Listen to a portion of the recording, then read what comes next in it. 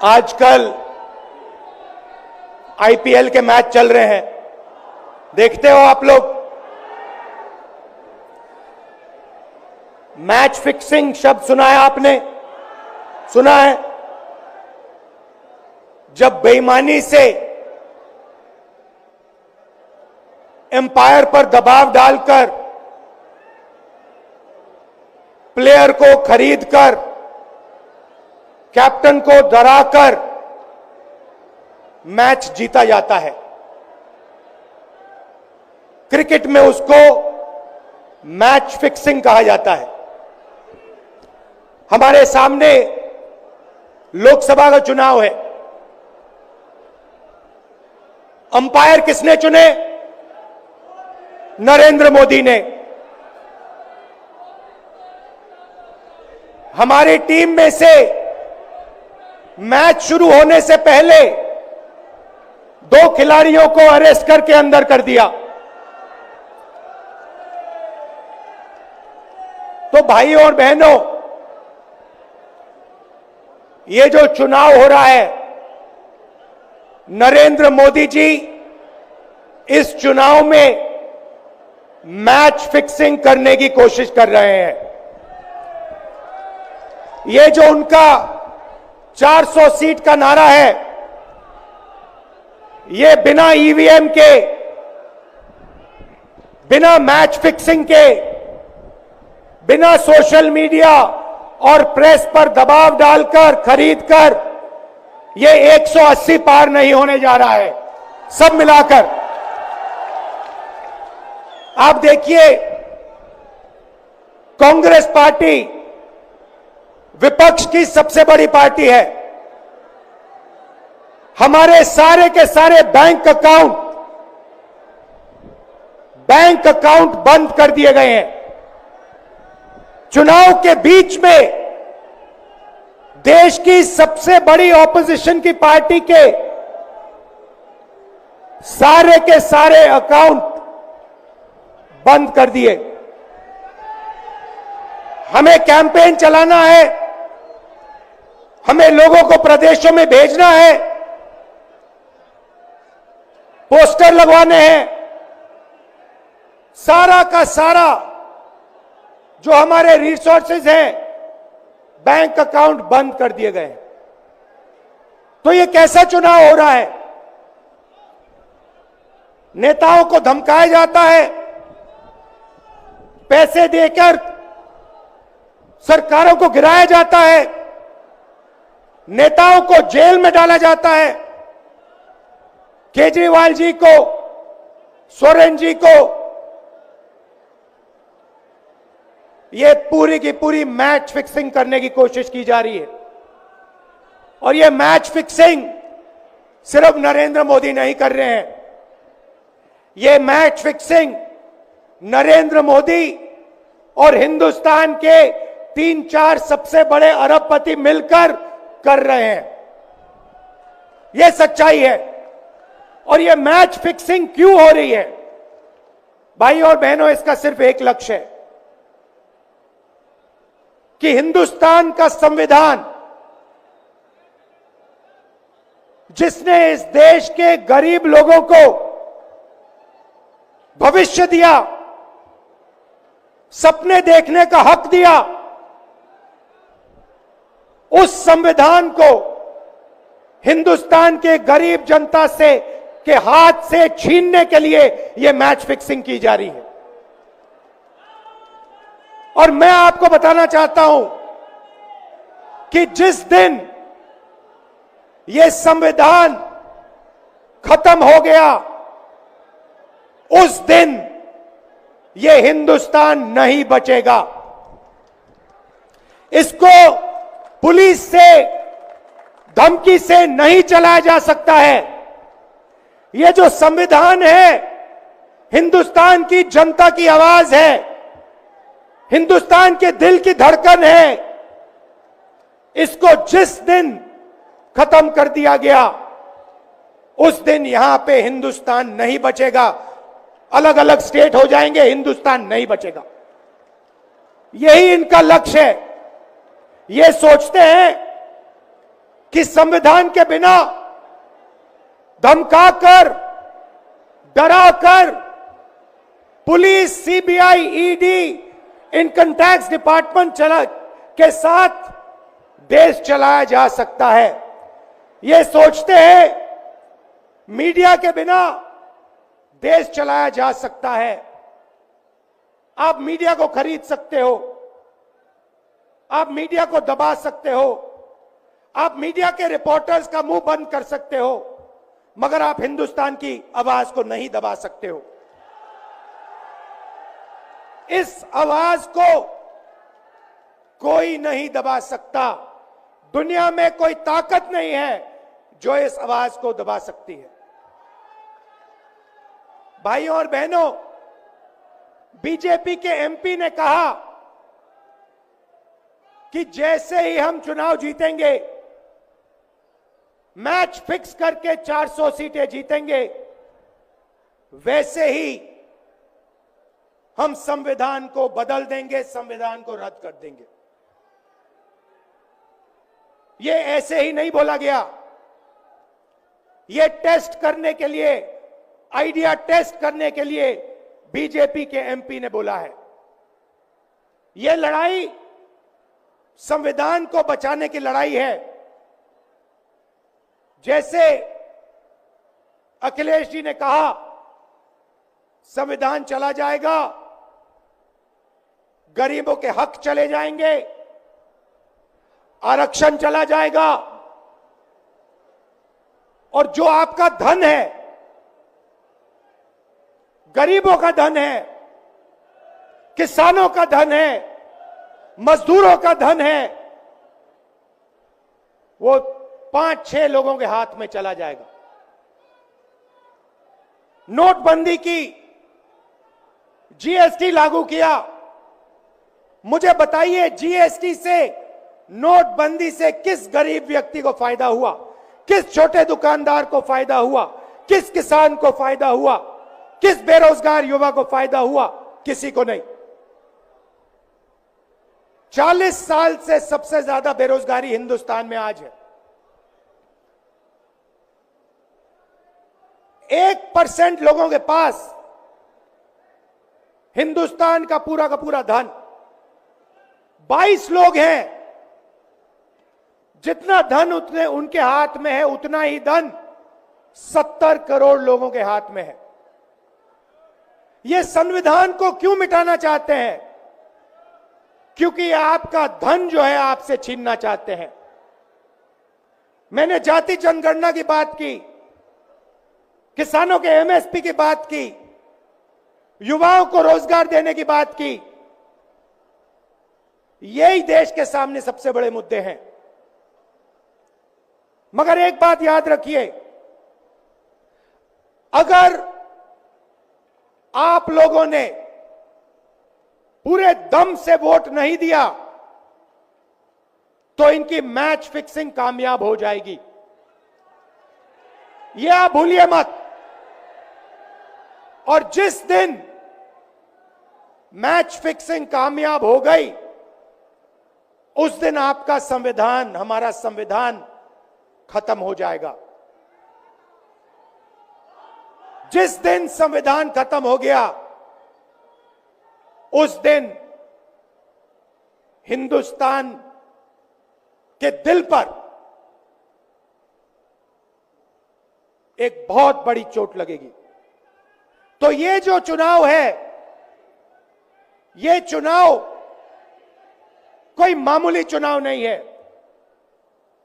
ये चुनाव हिंदुस्तान को बचाने का, संविधान को बचाने का, और जो गरीबों का हक है, किसानों का हक है, पिछड़े वर्गों का, दलितों का, आदिवासियों का, गरीब जनरल कास्ट के लोगों का हक है, उसको बचाने का हक है। उसको बचाने का चुनाव है। यह बात आप याद रखिए, क्योंकि अगर यह चुनाव जहां मैच फिक्सिंग की जा रही है, वो पूरे देश को दिख रहा है। बीजेपी के लोग कह रहे हैं, कल में से एक व्यक्ति मिलने आया, मुझे कहता है मैं ट्रेन से आया, मेरे साथ बीजेपी के कार्यकर्ता बैठे थे, उन्होंने कहा कि कुछ ना कुछ गड़बड़ है। यह सच्चाई है। इलेक्शन कमीशन के लोगों को नरेंद्र मोदी जी ने बैठाया, दो नेताओं को, दो चीफ मिनिस्टरों को जेल में डाला। चुनाव से कुछ ही महीने पहले अगर डालना था तो 6 महीने बाद डाल देते, 6 महीने पहले डाल देते। नहीं, चुनाव से 2-3 महीने पहले 2 चीफ मिनिस्टर को डालना था। आपने हमारे बैंक अकाउंट बंद किए। बैंक अकाउंट बंद करने थे, 6 महीने पहले करते, 1 साल पहले करते, 6 महीने बाद करते, कोई फर्क नहीं पड़ता। आप चाहते हो कि विपक्ष चुनाव ना लड़ पाए और इसीलिए आपने कांग्रेस पार्टी के बैंक अकाउंट रद्द किए, आपने इलेक्शन कमीशन में अपने लोग बैठाए, आप जुडिशरी पे दबाव डाल रहे हो क्योंकि आप चाहते हो कि मैच फिक्स हो, संविधान रद्द किया जाए और आप सत्ता में रहो। मगर भाई और बहनों, मैं सच बोलता हूं और मेरी बात आप अच्छी तरह सुन लो। अगर हिंदुस्तान में मैच फिक्सिंग का चुनाव बीजेपी जीते और उसके बाद संविधान को उन्होंने बदला, तो इस पूरे देश में आग लगने जा रही है। जो मैंने कहा याद रखो, यह देश नहीं बचेगा। ये चुनाव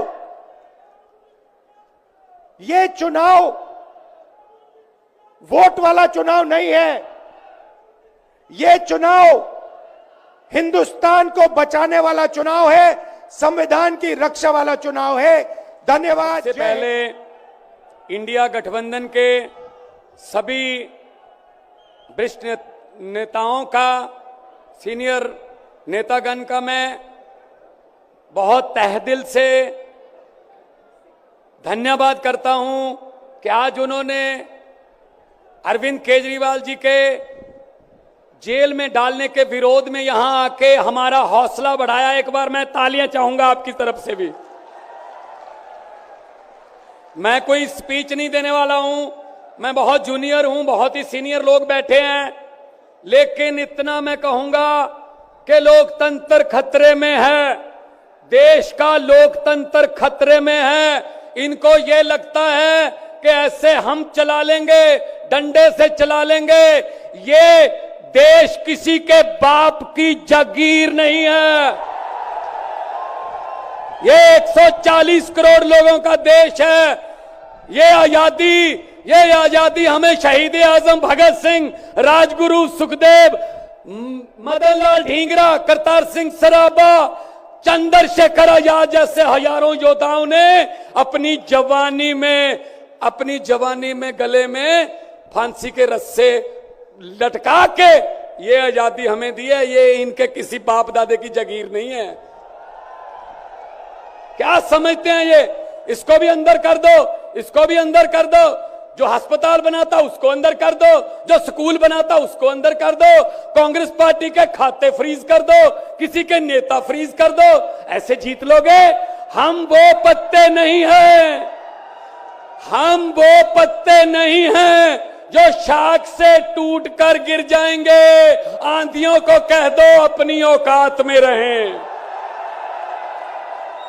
समझते क्या है ये? अरविंद केजरीवाल को अंदर कर दो, हेमंत सोरेन को अंदर कर दो, इसके घर ईडी भेज दो, इसके घर इसकी एमपीशिप कैंसिल कर दो, इसका घर छीन लो। अरे मालिक तुम हो, इन घरों के मालिक तुम हो। इन घरों की मालिक 140 करोड़ जनता है। कोई पता नहीं किस घर में लोगों ने किसको पहुंचाना है। ये गलत फहमी में हैं। हुकूमत वो करते हैं जिनका दिलों पर राज होता है। यूं कहने को तो मुर्गे के सर पे भी ताज होता है। आज सुनीता जी, आज कल्पना जी बैठे हैं, सोनिया जी बैठे हैं। मैं नमस्कार करता हूं, नमन करता हूं कि इन्होंने इतने दुख झेले, इन्होंने क्या क्या नहीं देखा अपनी जिंदगी में, आंधियां तूफान झेले, लेकिन फिर भी इतने हौसले वाले बैठे हैं और आपके साथ है। आपका प्यार जो है सबसे बड़ी ऑक्सीजन आपका प्यार है। ये तालियां किसी को ऐसे नहीं मिलती। किसी को दिहाड़ी दे के मोदी मोदी करवाना बहुत इजी है। जब कोई दिल से बोलता है ना, वो बात असर रखती है। जब दिल से बोलता है, ये देश के टुकड़े टुकड़े करना चाहते हैं, जैसे राहुल जी कह रहे हैं। ये देश को नफरत की आंधी में लेके गए हुए हैं। ये सीएए लेके आए। मैं पार्लियामेंट में था, मैं एमपी था तब। मैंने कहा जी मुझे बोलने का मौका दीजिए। कहते नहीं जी। मैंने कहा जी 30 सेकंड। कहते जी, मैंने कहा जी 30 सेकंड। कहते 30 सेकंड में क्या बोलोगे? नहीं। मैंने कहा जी 20 सेकंड। कहते 20? मैंने कहा हाँ। स्पीकर साहब कहने लगे आपका समय शुरू होता है अब। तो मैंने 20 सेकंड में बोला। मैंने कहा लंबे सफर को मीलों में मत बांटिए, कौम को कबीलों में मत बांटिए। एक बहता दरिया है मेरा भारत देश, इसको नदियों और झीलों में मत बांटिए। अरविंद केजरीवाल को तो गिरफ्तार कर लोगे, लेकिन उसकी सोच को कैसे गिरफ्तार करोगे? जो लाखों अरविंद केजरीवाल देश में पैदा हो चुके हैं, उनको किस जेल में कैद करोगे? अरविंद केजरीवाल एक व्यक्ति नहीं है, अरविंद केजरीवाल एक सोच का नाम है। इंडिया गठजोड़ इकट्ठे हैं, सब इकट्ठे हैं। आज सभी के, मेरे ख्याल में कईयों के तो कैमरे भी कांपने लग गए होंगे, ये इकट्ठे कैसे बैठ गए? ये चाहते नहीं हम इकट्ठे बैठे, कभी ये इधर से कभी इधर से, कोई वाह। लेकिन मैं ये कहना चाहता हूं सबको कि आओ इकट्ठे हो जाएं और इन भ्रष्टाचारियों को कह दो, भगवंत मान ने बोला था, इन भ्रष्टाचारियों को कह दो कि जितने मर्जी इकट्ठे कर लो पैसे, हीरे, मोती, मगर ख्याल इतना रहे कफन पे जेब नहीं होती। कोई पैसा साथ नहीं जाएगा। लूट लो देश को, कितना लूटना है। गरीबों की बद्दुआएं ना लो, गरीबों की बद्दुआएं ना लो। हर बात पे झूठ चल रहा है, हर बात पे जुमला चल रहा है, झूठ पे झूठ, जुमले पे जुमला। अभी जुमले बनाने वाली फैक्ट्रियां चल रही हैं। अभी आने वाले दिनों में आपके पास नए नए जुमले आएंगे, यकीन मत करना। मैंने तो पार्लियामेंट में बोल दिया था, मैंने कहा जी 15 लाख की रकम लिखता हूं तो कलम रुक जाती है। 15 लाख की रकम लिखता हूं तो कलम रुक जाती है। काले धन के बारे में सोचता हूं तो स्याही सूख जाती है। हर बात ही जुमला निकली। मोदी जी, अब तो ये भी शक है, क्या चाय बनानी आती है? मुझे लगता चाय भी नहीं बनानी आती होगी, जिस किस्म का झूठ चल रहा है। दोनों हाथ ऊपर खड़े करके 2 नारे लगा दीजिए, इनकलाब, इनकलाब, भारत माता की, वंदे, बोले सोनिहाल। मेरे प्यारे भाइयों और बहनों,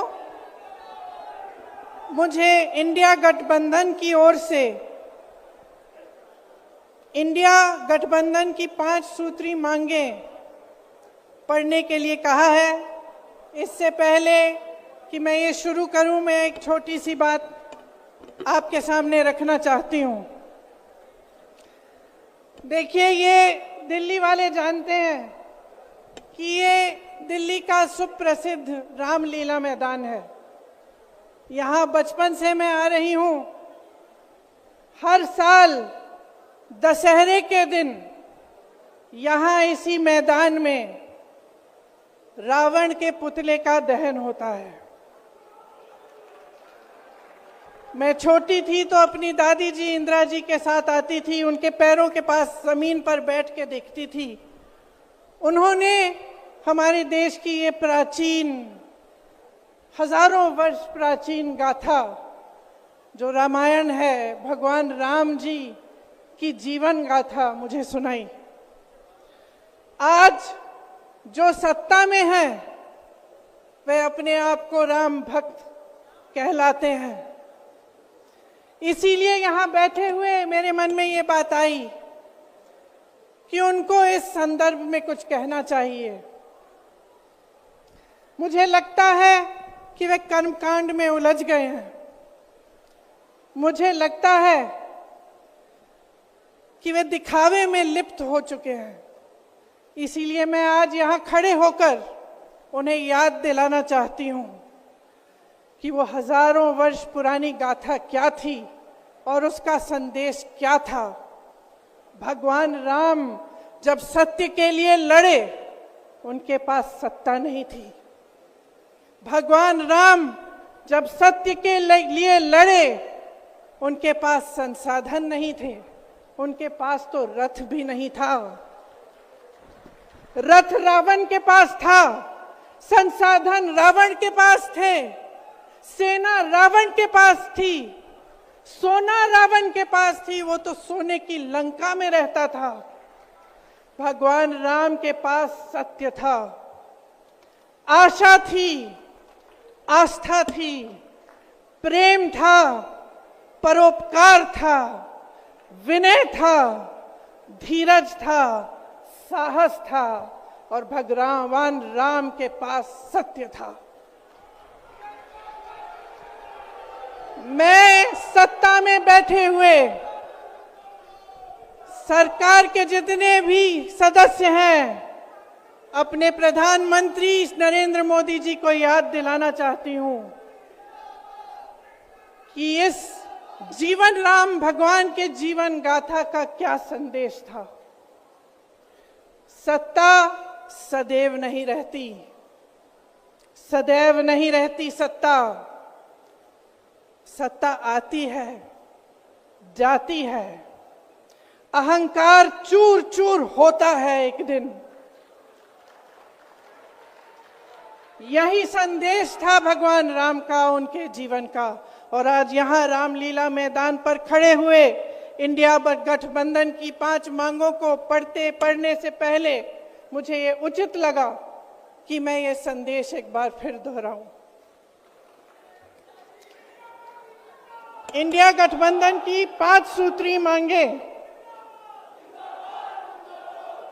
भारत के चुनाव आयोग को लोकसभा चुनावों में समान अवसर सुनिश्चित करना चाहिए। दूसरी मांग, चुनाव आयोग को चुनाव में हेराफेरी करने के उद्देश्य से विपक्षी राजनीतिक दलों के खिलाफ इनकम टैक्स, ईडी और सीबीआई द्वारा की जाने वाली बलपूर्वक कार्रवाई को रोकना चाहिए। तीसरी मांग, श्री हेमंत सोरेन एवं श्री अरविंद केजरीवाल जी की तत्काल रिहाई की जाए। चौथी मांग, चुनाव के दौरान विपक्ष के राजनीतिक दलों का आर्थिक रूप से गला घोंटने की जबरन कार्रवाई तुरंत बंद होनी चाहिए। पांचवी मांग, चुनावी बांड का उपयोग करके बीजेपी द्वारा बदले की भावना, जबरन वसूली और धन शोधन के आरोपों की जांच के लिए सुप्रीम कोर्ट की निगरानी में एक एसआईटी गठित हो जानी चाहिए।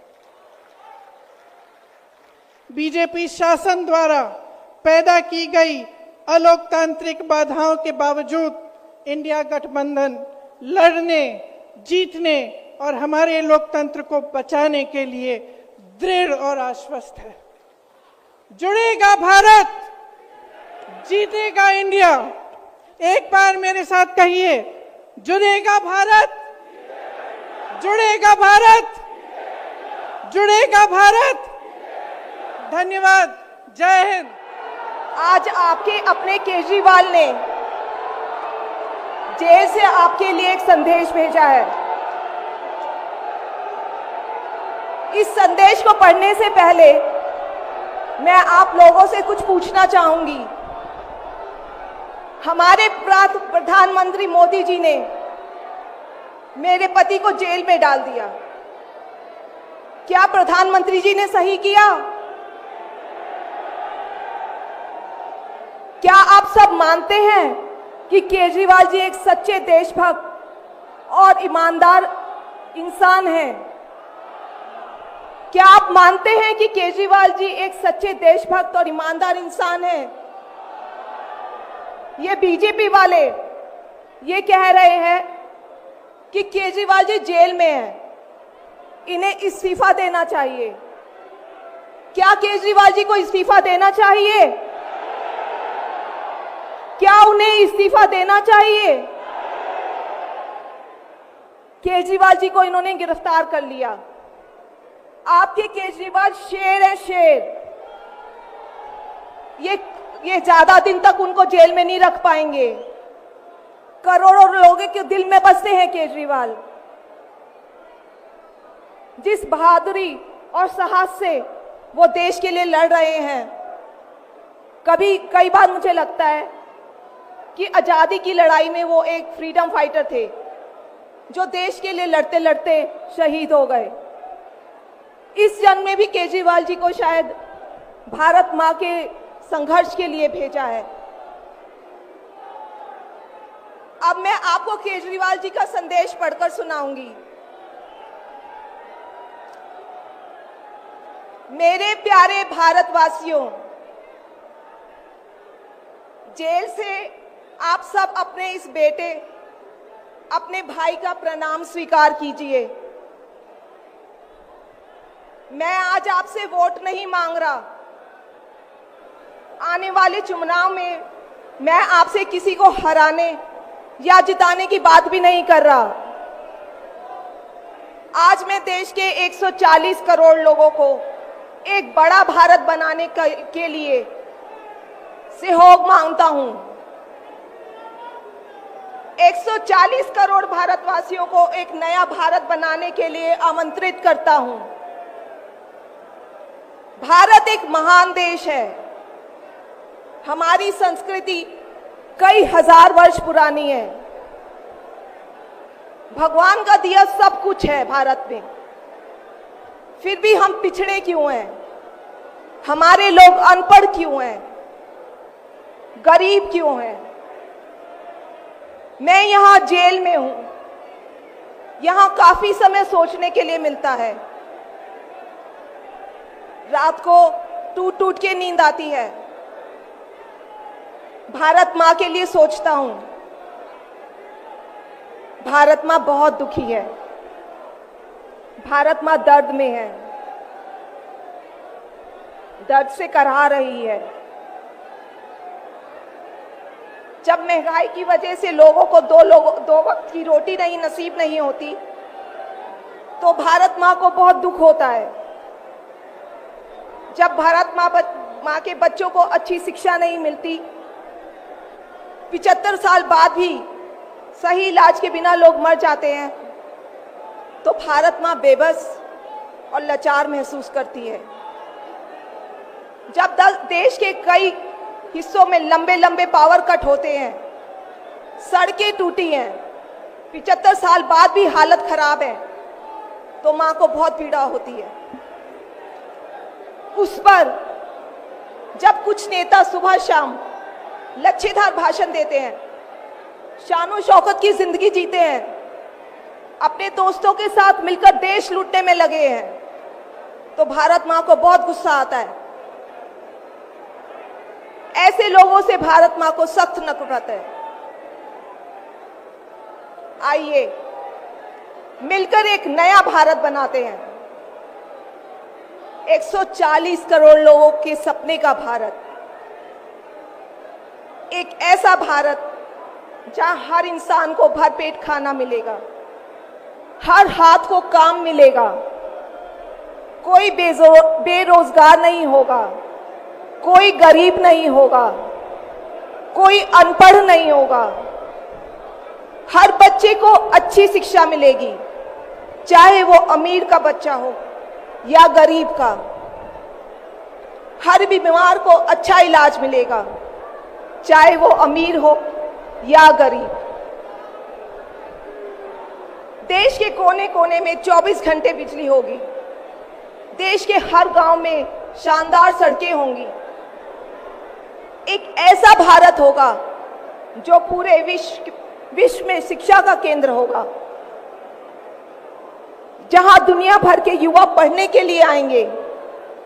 एक ऐसा भारत बनाएंगे जो साइंस और टेक्नोलॉजी में वर्ल्ड लीडर होगा। भारत के अध्यात्म को दुनिया के कोने कोने तक पहुंचाएंगे।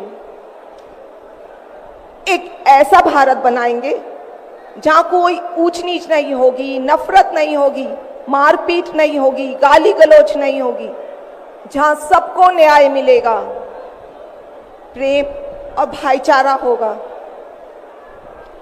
आज मैं देश के 140 करोड़ लोगों को ऐसा भारत बनाने के लिए आह्वान करता हूं। यदि आप सब इंडिया गठबंधन को मौका देते हैं, जिम्मेदारी सौंपते हैं, तो हम सब मिलकर ऐसे महान राष्ट्र का निर्माण करेंगे। केवल नाम में इंडिया गठबंधन नहीं है, दिल में इंडिया है, दिल में।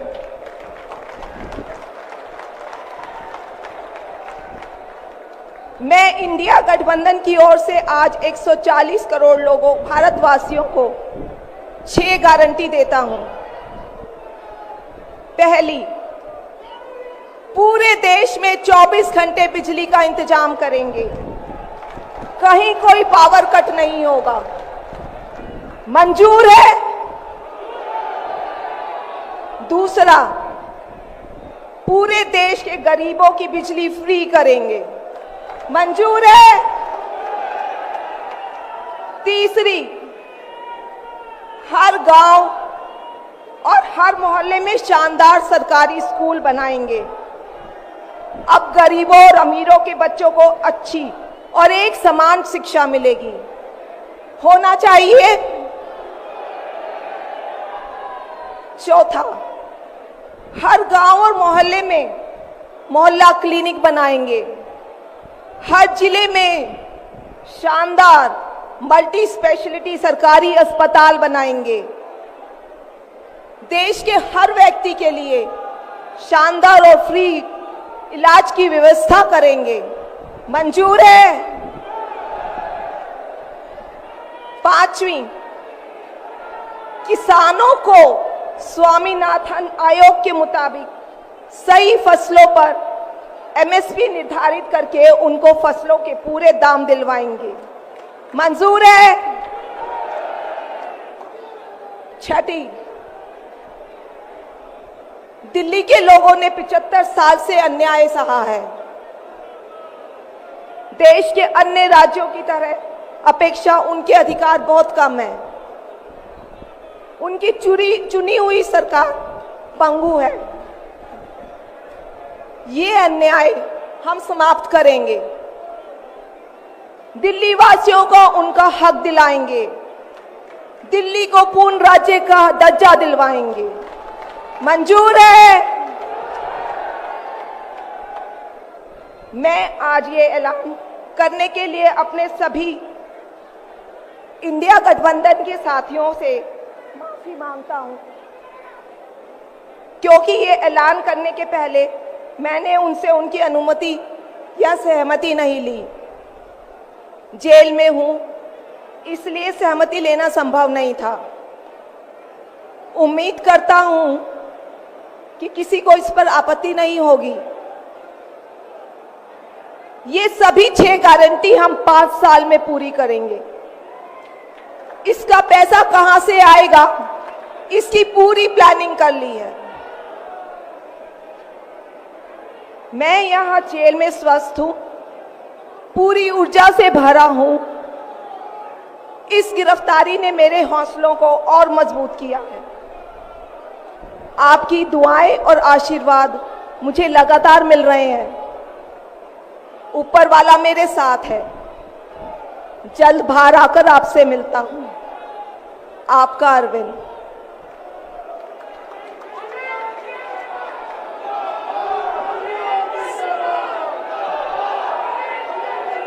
सभी लोगों का आशीर्वाद और प्यार भरपूर मिल रहा है मेरे पति को। अपना ये आशीर्वाद बनाए रखना। भारत में ये तानाशाही नहीं चलेगी। हम लड़ेंगे, जीतेंगे। अंत में मैं सभी लोगों का, इंडिया अलायंस के लोगों का भी, साथियों का तहे दिल से धन्यवाद करती हूं कि इस घड़ी में आप सब हमारे साथ खड़े हैं। धन्यवाद। जोहार। आज इस मंच से मैं भारत की 50% महिला आबादी एवं 9% आदिवासी समाज के आवाज के रूप में आप सभी के समक्ष खड़ी हूं। आज अपनी बात कहने के पूर्व मैं बाबा तिलका मांझी, बिरसा मुंडा, सिद्धू कान्हू फूलो जानो, खंडा भील जैसे वीर वीरांगनाओं को नमन करती हूँ। हम आदिवासियों की कहानी लंबे संघर्षों एवं कुर्बानियों की कहानी है और हमें अपने महापुरुषों एवं वीरांगनाओं पर गर्व है, क्योंकि हमारे इतिहास, आदिवासी इतिहास शताब्दियों के प्रतिशोध, संघर्ष की आग से तपा हुआ, खून से लिखा हुआ इतिहास है, जिसे हमें सारे आदिवासियों पर गर्व है। आज इस मंच पर मंचासीन आदरणीय सभी माननीय गण को और खासकर हमारे साथी आम आदमी पार्टी के नेता, कार्यकर्ता गण, खास करके सुनीता मैम जी को और यहाँ उमड़ा ये जन सैलाब, आप सभी को हूल जोहार है।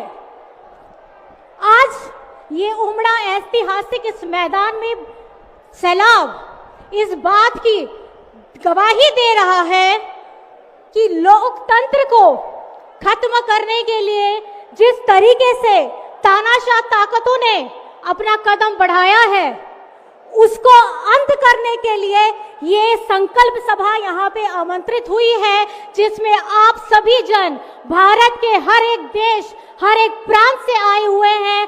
आप सभी को बहुत बहुत शुक्रिया, बहुत बहुत बधाई कि आपने हमारी ताकत को, इंडिया गठबंधन की ताकत को बढ़ाया है। आपके यहाँ उपस्थित होने से हम सब मंचासीन जितने पार्टी के कार्यकर्ता हैं, पार्टी के माननीय गण हैं, सभी को ताकत मिलती है, क्योंकि हमारी ताकत आप सब यहाँ भारत की 140 करोड़ की जनता है, जिनका बहुमत, जिनका हिम्मत, जिनका ताकत हम सभी को मिला है। आज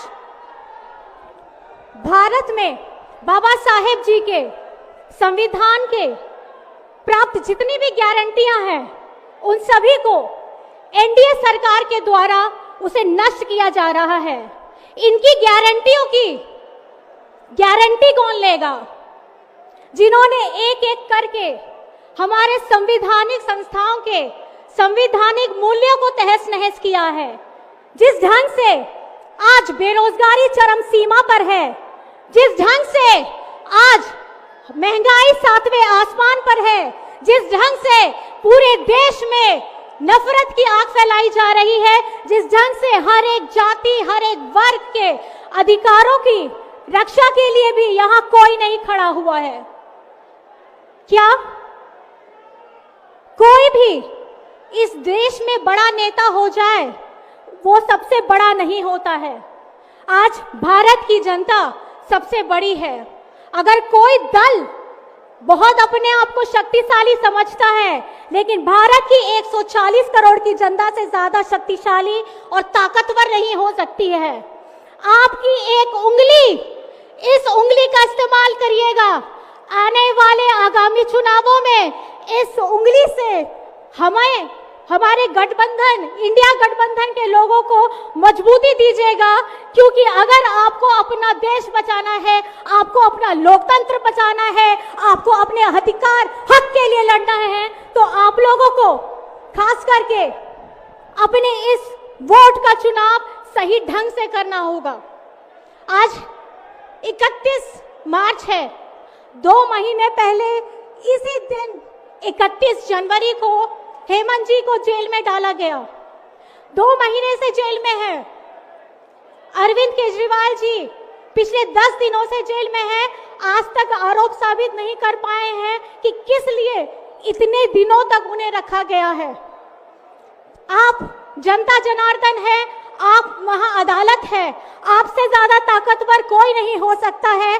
तो आप अपनी मजबूती को, अपने ताकत को आने वाले सब समय में दिखा देना है कि पीछे बैठी यहां इंडिया गठबंधन को इतना मजबूत कीजिएगा कि आमने सामने खड़ी तानाशाह ताकत को यहां से उखाड़ फेंकना है। और मेरा यही कहना है, ये भूमि, ये मैदान की मिट्टी राम जी की रामलीला की कहानी बताती है। हम सभी को ये याद रखना है कि श्री राम भगवान जी ने अपने युद्ध करते समय में भी नीति, नियमों और आदर्शों का पालन किया था। और जिस तरीके से उन्होंने शक्तिशाली होते हुए भी हमेशा धैर्य एवं सहनशीलता दिखाई है, और जिस तरीके से उन्होंने ज्ञानी होते हुए भी ज्ञान पाने की तत्परता दिखाई थी, और जिस तरीके से युद्ध में अपने प्रतिद्वंदियों को हरा करके भी उन्हें सम्मान की दृष्टि से देखा था, आज हमें सबको भगवान श्री राम जी के आदर्शों को सच्चे ढंग से समझने की जरूरत है। आने वाले दिनों में आप सभी का मजबूती, आप सभी का गठबंधन, आप सभी का आशीर्वाद हम सबको चाहिए। अंत में सिर्फ मैं इतना कहना चाहूंगी, झारखंड झुकेगा नहीं, इंडिया झुकेगा नहीं और इंडिया रुकेगा नहीं। मैं अपनी बातों को इस जोश के साथ ये कहना चाहूंगी, जय हिंद, जय हिंद, जय हिंद, जोहार। दिल्ली के ऐतिहासिक मैदान रामलीला मैदान में आयोजित लोकतंत्र बचाओ रैली में उपस्थित हमारे इंडिया अलायंस के सभी हमारे नेतागण, कार्यकर्तागण, पदाधिकारीगण, दिल्ली, पंजाब, बिहार से आए हुए सभी हमारे अभिभावक, बुजुर्ग, माताएं, बहनें और नौजवान युवा साथी, आप सबका इस रैली में हम स्वागत करते हैं, आप सब लोगों का अभिनंदन करते हैं। ये दिल्ली की भीड़ बता रही है कि मोदी जी जिस तरह से आंधी की तरह आए थे उसी तरह तूफान की तरह चले जाएंगे। पहला रैली हम लोगों ने पटना में किया, दूसरा बॉम्बे में किया और तीसरा आज जो है दिल्ली में हो रहा है। और मैं बता दूं, देश के कोने कोने में जहां भी हम लोग जा रहे हैं वहां जनता का साथ, आशीर्वाद मिल रहा है। आज हम सब लोग एकजुट हुए हैं देश के लोकतंत्र, देश के संविधान, देश के भाईचारा को बचाने के लिए। जिस हिसाब से देश में बांटने का काम किया जा रहा है, भाई को भाई से लड़ाया जा रहा है, नफरत की राजनीति की जा रही है, उसलिए हम सब नेता आपकी लड़ाई के लिए हम सब लोग आए हैं और आपकी लड़ाई लड़ रहे हैं। और हम लोग सब लोग चाहते हैं कि इस लड़ाई में आपका साथ मिले, आपका आशीर्वाद मिले और आपका प्यार मिले। जो लोग नारा लगाते हैं अब की बार 400 पार, उनका मुंह है, कुछ भी बोलेंगे, लेकिन एक बात तय है, जनता ही मालिक है, आप मालिक हैं और आपको तय करना है कि देश के शासन में कौन बैठने का काम करेगा। आज यहां दिल्ली की जनता से पूछना चाहते हैं, वो लोग नारा लगा रहे हैं टारगेट फिक्स कर रहे हैं। अब की बार 400 पार, ऐसा लग रहा है कि पहले से ही ईवीएम सेटिंग हो चुका है। ये लोग फिर भी आप लोगों से पूछना चाहते हैं कि आप लोग, ये लोग जो नारा लगा रहे हैं, क्या वो सच होगा या वो सत्ता से बेदखल करिएगा?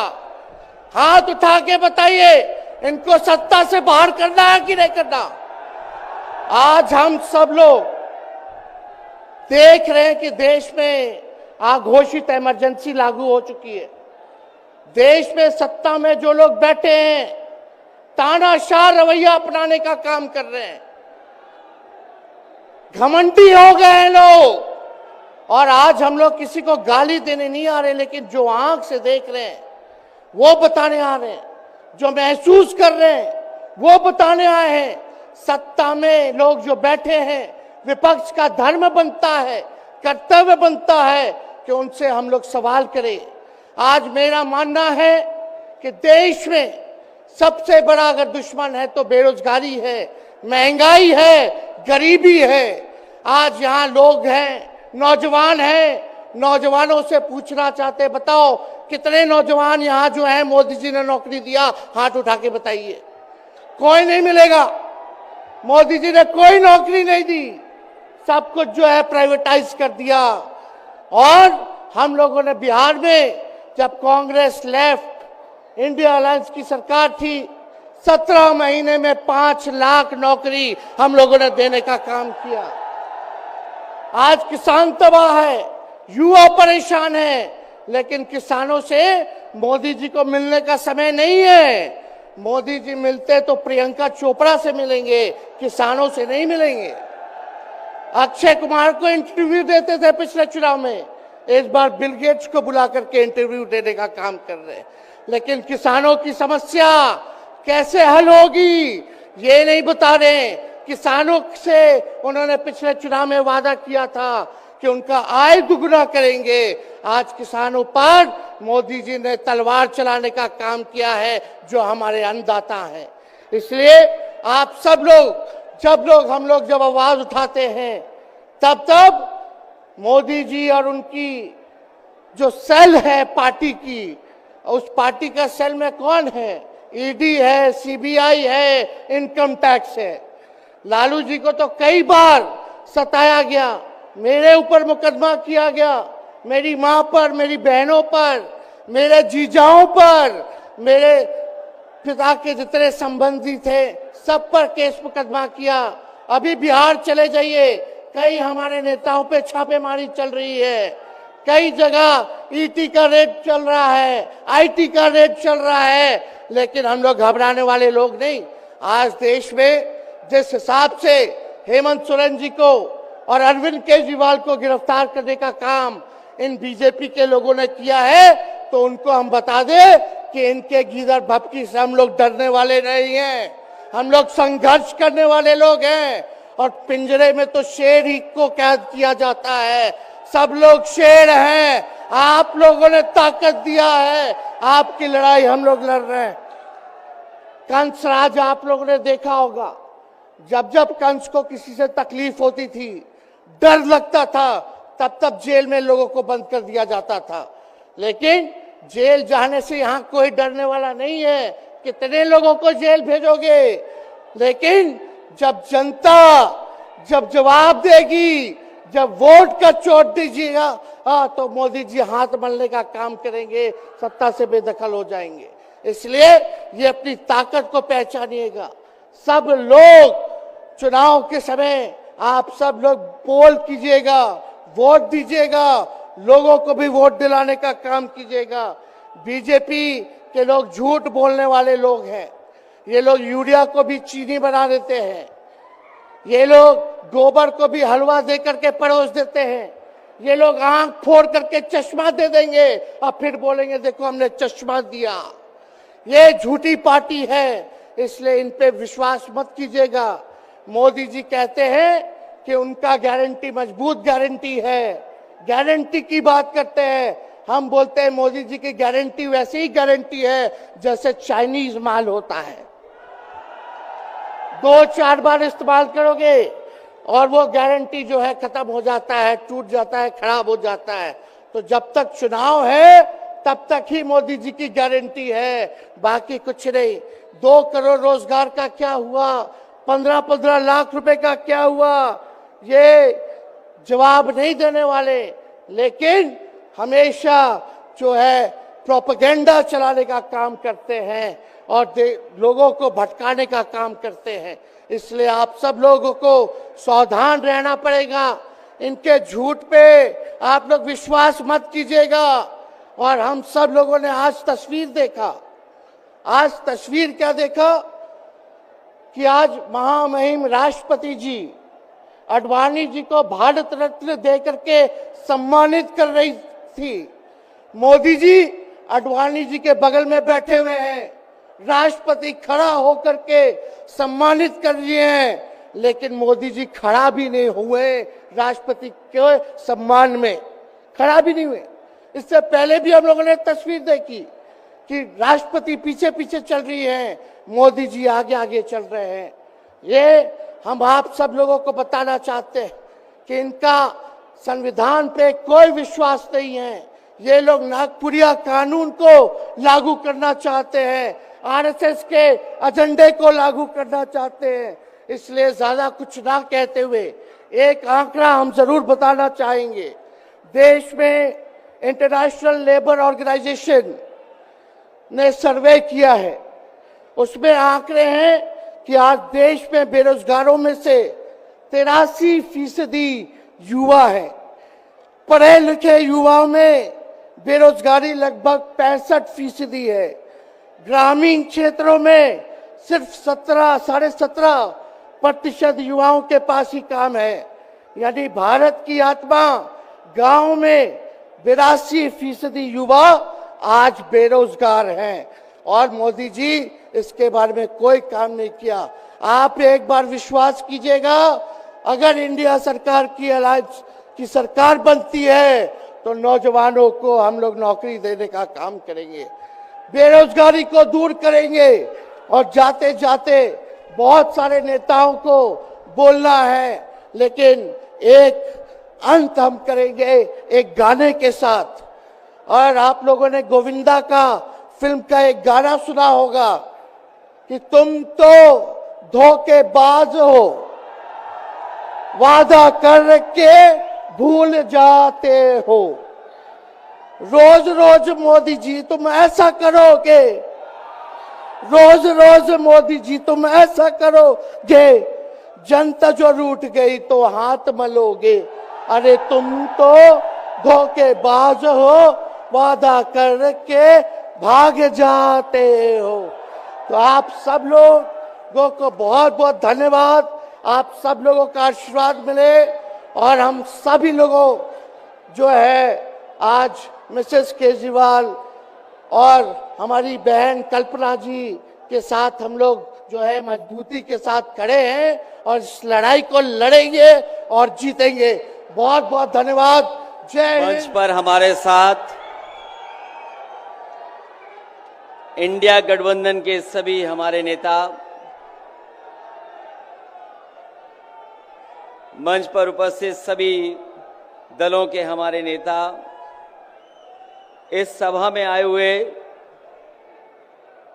आप पार्टी के माध्यम से हो रही इस महारैली में उपस्थित सभी कार्यकर्ता, नेता, माताएं, बहनें, नौजवान साथी और पत्रकार बंधुओं, मैं सबसे पहले इस महारैली के लिए, लोकतंत्र बचाओ रैली के लिए आप पार्टी, आम आदमी पार्टी और उनके सभी कार्यकर्ता नेताओं का बहुत बहुत धन्यवाद और आभार प्रकट करना चाहता हूं। मैं साथ ही साथ आम आदमी पार्टी के पंजाब के मुख्यमंत्री जी का विशेष धन्यवाद दूंगा मैं, कि जिन्होंने अपने पार्टी की तरफ से मुझे बुलाने का और यहां आने का मौका दिया है। ये रामलीला मैदान ऐतिहासिक मैदान है और आज जब हम लोग इकट्ठे यहां हुए हैं, जब हम आज सब मिलकर के एक साथ खड़े हुए हैं, तो इस मैदान से ये ऐलान होने जा रहा है कि हुक्मरान जो दिल्ली में बैठे हैं वो अब ज्यादा दिन रुकने वाले नहीं हैं। आज हम लोग दिल्ली में आए हैं,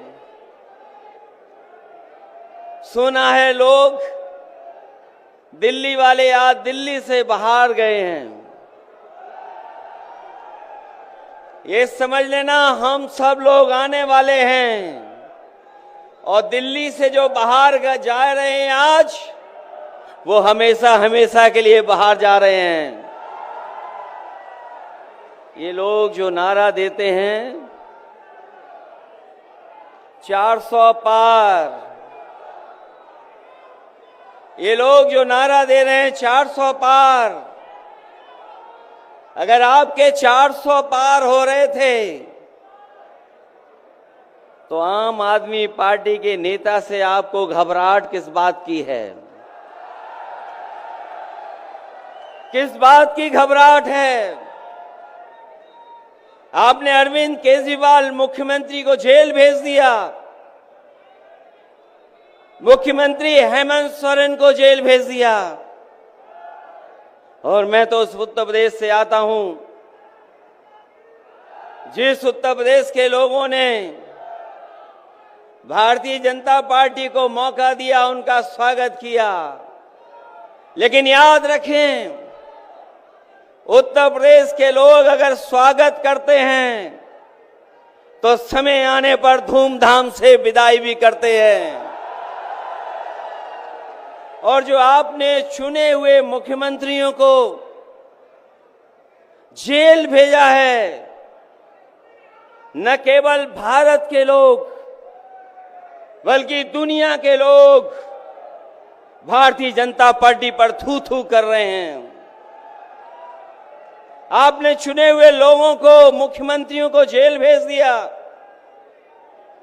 जिस लोकतंत्र में और जिस लोकतंत्र के लिए दुनिया में भारत का सम्मान होता था, आज वही दुनिया में भारत की अगर सबसे ज्यादा थू थू किसी ने कराई है तो वो भारतीय जनता पार्टी के लोग हैं।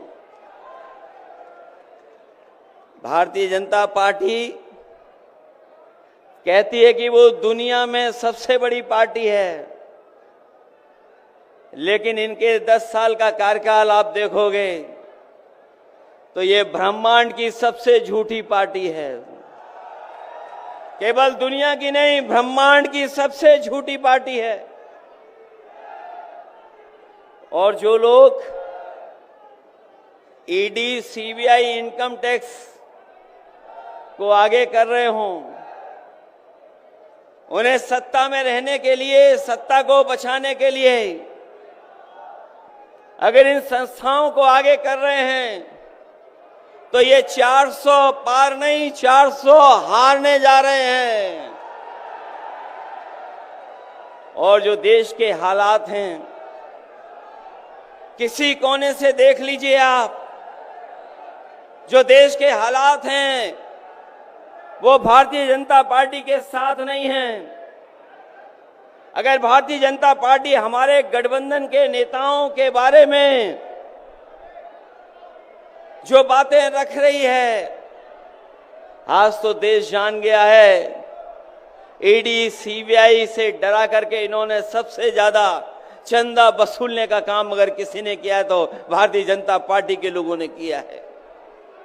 ये जो वसूला गया है चंदा, इसको दबाने के लिए जो विपक्षी नेता हैं उन पे झूठे मुकदमे लगाए जा रहे हैं।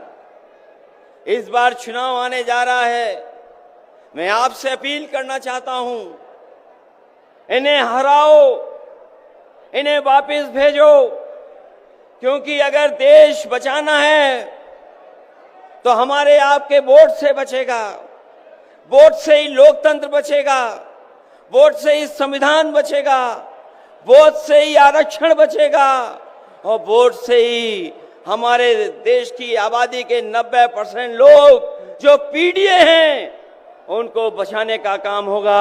मुझे उम्मीद है कि आज जो रामलीला मैदान से संदेश जा रहा है ये देश के कोने कोने मर जाएगा और जब चुनाव शुरू हो गया है तो वोट पड़ेगा तो न केवल दिल्ली से भारतीय जनता पार्टी साफ होगी बल्कि देश से भी भारतीय जनता पार्टी साफ होने जा रही है। मैं एक बार फिर आम आदमी पार्टी के तमाम नेता कार्यकर्ताओं को धन्यवाद देता हूं और भी दल के जो कार्यकर्ता नेता आए हैं मैं उनका विशेष आभारी हूं कि इस कार्यक्रम को सफल बनाने का करो। सिर्फ हमें नहीं, पूरा अपना देश हिंदुस्तान आपके साथ में है। देश में जो स्थिति है मैं दोहराना नहीं चाहूंगा। कुछ दिन पहले आशंका थी कि क्या हमारा देश तानाशाही की ओर चल रहा है, लेकिन अब वो आशंका नहीं रही, अब वो सच्चाई है। अगर बीजेपी सरकार को ऐसे लग रहा होगा कि अरविंद जी को अरेस्ट किया, हेमंत जी को अरेस्ट किया तो लोग डर जाएंगे, लेकिन उनको आज तक पता नहीं, उन्होंने अपने देशवासियों को कभी पहचाना नहीं। मेरे भारत का हर कोई डरने वाला नहीं, लड़ने वाला है।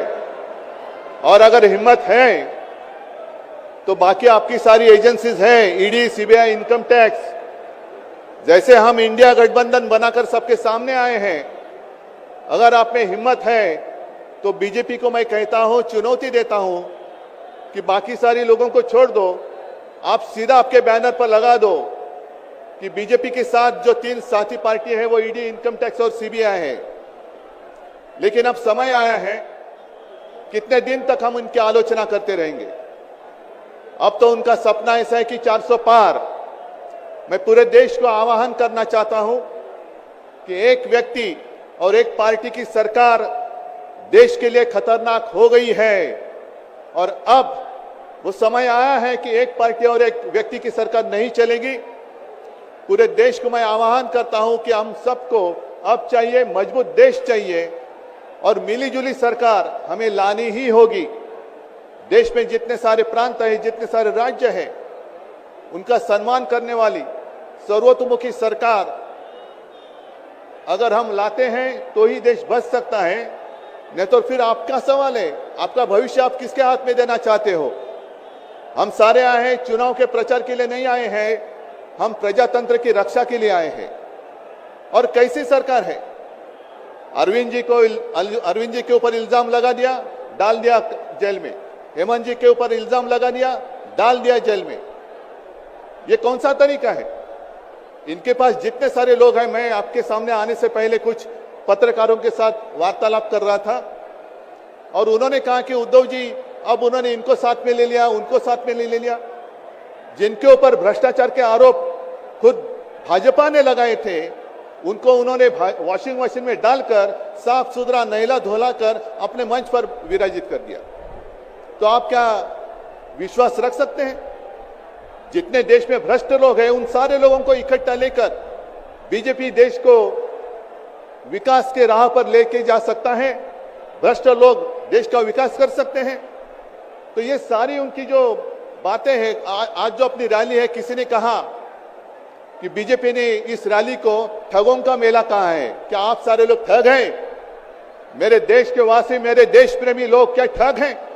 ये तो भ्रष्ट लोग हैं, भ्रष्टाचारी लोग हैं जो भाजपा में है, जुमलेबाज लोग हैं। और मैं ये भी जानता हूं, मुझे याद है कि कुछ दिन पहले उत्तर भारत के सारे किसान दिल्ली आना चाहते थे, नहीं आने दिया। उनके जो रास्ते थे उसमें खिले डाल दिए, उनके ऊपर टीयर गैस छोड़ा, लाठीचार्ज किया। तो मैं पूरे देश के किसानों का आह्वान करता हूं, आप अन्नदाता हो, आप अन्नदाता हो, अन्नदाता देवो भव हमारी संस्कृति है। जो सरकार किसानों को आतंकवादी मानती है और जो सरकार किसानों को दिल्ली आने से रोकती है, तो पूरे अब समय है कि पूरे देश के किसानों ने किसानों को आतंकवादी समझने वाली भाजपा सरकार को दिल्ली आने से रोकना होगा। जैसे आपकी राह, उन्होंने आपके रास्ते दिल्ली आने से रोकी थी, वैसे अब किसानों ने बीजेपी को दिल्ली आने से रोकना ही होगा। और एक नारा जो मैंने मुंबई में दिया था, वो जो कहते हैं कि आपकी बार 400 पार, मैं आपको आह्वान करता हूं कि जहां से आप आए हुए हैं आप जाओ, अपने घर पे जाओ, जहां भी जाएंगे गांव में जाओ, लेकिन एक नारा आपको देना होगा तानाशाही के खिलाफ, अब की बार भाजपा तड़ी पार, अब की बार भाजपा तड़ी पार। और ऐसे तानाशाही करने वाली सरकार अब हम दिल्ली आने नहीं देंगे। यही शपथ लेकर आगे हमें जाना होगा। और फिर से एक बार सुनीता जी, कल्पना जी, आप चिंता मत करो, पूरा देश आपके साथ है, आप लड़ाई जीतेगी और हम सब लड़ाई जीतेंगे, प्रजातंत्र जीतेगा। जय हिंद, जय महाराष्ट्र। बैठे हुए तमाम लीडर साहिबान, यहाँ रामलीला मैदान में आए हुए हमारे भाई, हमारी बहनें, सबको मेरा सलाम, मेरा आदाब। आज देश बहुत मुश्किल हालात से गुजर रहा है। ऐसा हाल है, न कोई वकील, न कोई दलील, न कोई कार्रवाई और सीधे जेल। और शायद कलयुग का अमृत काल इसी को कहते हैं कि आप बिना पूछे, बिना कोई कार्रवाई किए हुए लोगों में जेल में डालते हो। ये मैं उमर खालिद की बात नहीं कर रही हूँ जो पिछले 2 साल से जेल में है। मैं सिद्दीक कपन की बात नहीं कर रही हूँ, मैं मोहम्मद जुबैर की बात नहीं कर रही हूँ, मैं आपके चुने हुए नुमाइंदों की बात कर रही हूँ, जिनको आप लोग वोट डाल के एमएलए बनाते हैं, लोकसभा मेंबर बनाते हैं, चीफ मिनिस्टर बनाते हैं, मिनिस्टर बनाते हैं।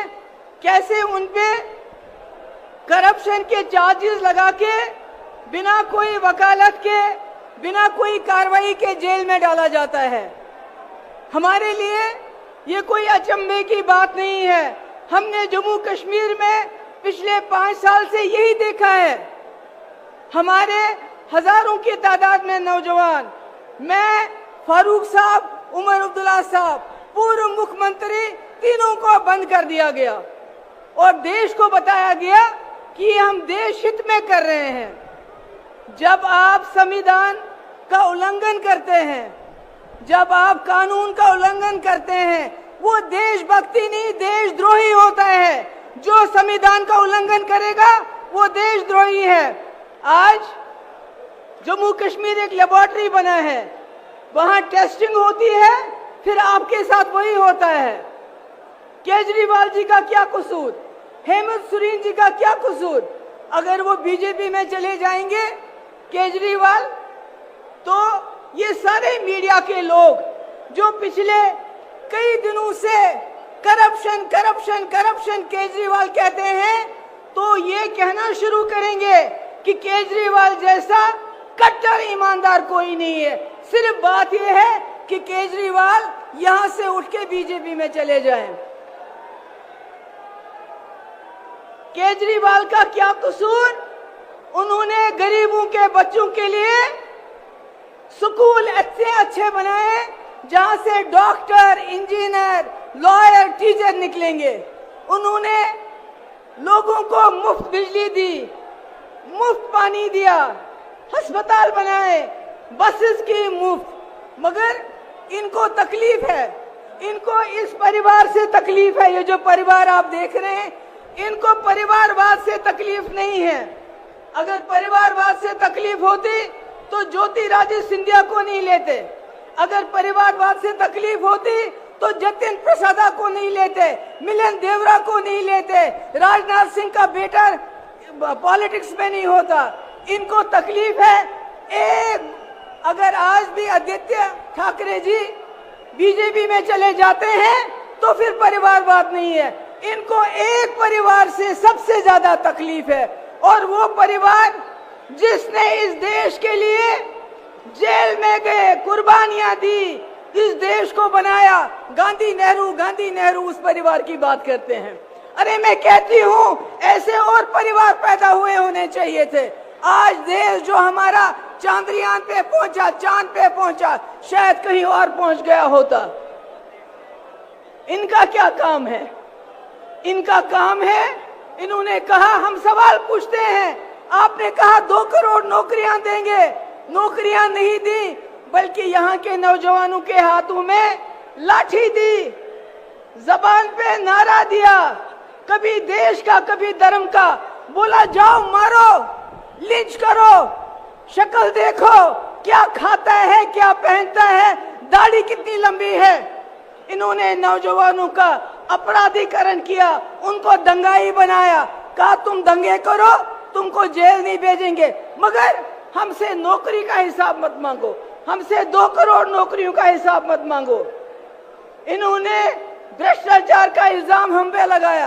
अरे चंदा चोरी में जितना भ्रष्टाचार इन लोगों ने किया, पिछले 75 साल में हमारे मुल्क में इतना भ्रष्टाचार कभी नहीं हुआ है। ईडी के जरिए वसूली की इन्होंने, इनकम टैक्स के लिए जरिए वसूली की, ये सबसे भ्रष्ट सरकार है। आज हम यहाँ पर इसलिए जमा नहीं है कि हमने केजरीवाल जी को, अपोजिशन को बचाना है, नहीं, आज हम संविधान को बचाने के लिए यहाँ हैं। उस संविधान को जिसने आपको वोट दिया है, उस वोट से जिससे आप अपनी सरकार चुनते हैं, अगर आज आप नहीं जागे तो आपके वोट की कोई कीमत नहीं हुई। ये पहली बार हो रहा है हिंदुस्तान में, इलेक्शन से पहले ही इलेक्शन को रिग किया जाता है अपोजिशन को जेल में डाल के। मेरी आखिर में आप सबसे गुजारिश है, हमारे इंडिया अलायंस के पास टीवी नहीं है, अखबार नहीं है, फेसबुक नहीं है, यूट्यूब नहीं है, इनके पास सब कुछ है, गोदी मोदी सारा मीडिया। इसलिए मेरी आपसे गुजारिश है, हमारा मीडिया, हमारा अखबार, हमारा फेसबुक आप लोग हो, आप लोगों को जाके लोगों को समझाना पड़ेगा कि केजरीवाल जी हो, हेमंत सोरेन जी हो या कोई और हो, वो जेल में इसलिए है, वो संविधान को बचाना चाहते हैं, आपके वोट को बचाना चाहते हैं। बहुत बहुत शुक्रिया। बहुत बहुत धन्यवाद।